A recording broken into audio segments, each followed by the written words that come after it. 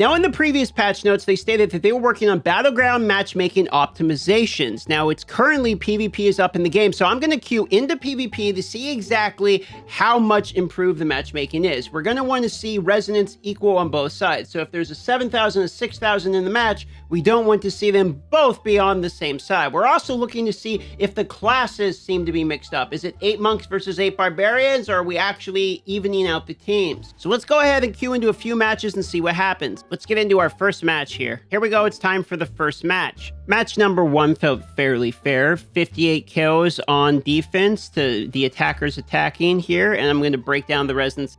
These were the top resonance for our side. This is the top resonance for their side in match 1. It was fairly even.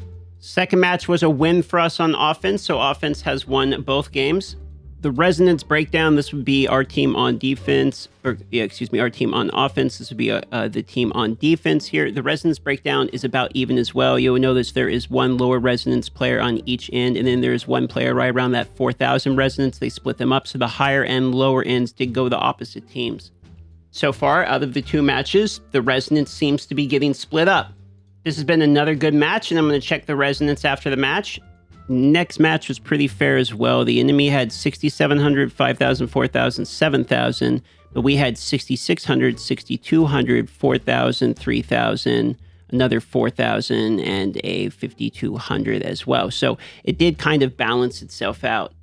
In terms of actual math, it works out like this. Defensive teams have an average of 4,176 average, while the offensive team have an average of 3,891 resonance average. This can be a negligible difference of 285 resonance per player, just to the fact that there is gaps between these. These are going to be pretty rough to get down to the actual complete average. Now, this plus the fact that defenders now have to get 65 kills instead of 55 kills, my experience has been better. This doesn't actually address the pay-to-win resonance issue, the secondary stats, and all of like the swiping type of problems. But as far as the matchmaking algorithm goes, struggling through that word sometimes, this does actually seem like an improvement.